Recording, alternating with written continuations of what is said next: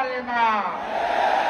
70% জনগণের হ্যাঁ ভোটের রায়কে যারা অস্বীকার করে বেইমানি করতে চায় তাদের স্থান এই বাংলার মসনদে হবে না ইনশাআল্লাহ।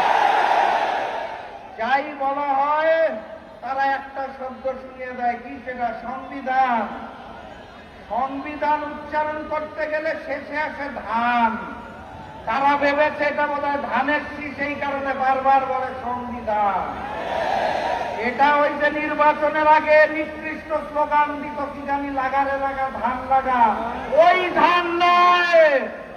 এটা ৭২-এর মুজিববাদী সংবিধান, যা পরবর্তীতে শেখ হাসিনার সংবিধানে রূপান্তর হয়েছে। সেই সংবিধানকে তারেক পদের সংবিধান আমরা হতে দেব না।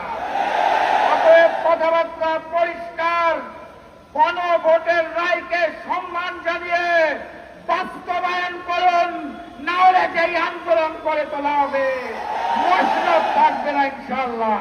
বিজয়ের পথে যাত্রা শুরু, জীবন অথবা মৃত্যু। আসসালামু আলাইকুম। একই সাথে একই দিনে 2টা ভোট হয়েছিল। কয়টা?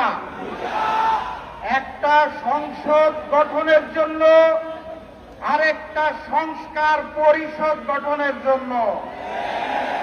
একই দিনের একটা ভোটের শপথ তারা নিয়ে বলেছে হালাল, আরেকটা শপথ না নিয়ে ম্যানেজ ভোটে জয়ী হয়ে বলতে চায় হারাম। একই দিনে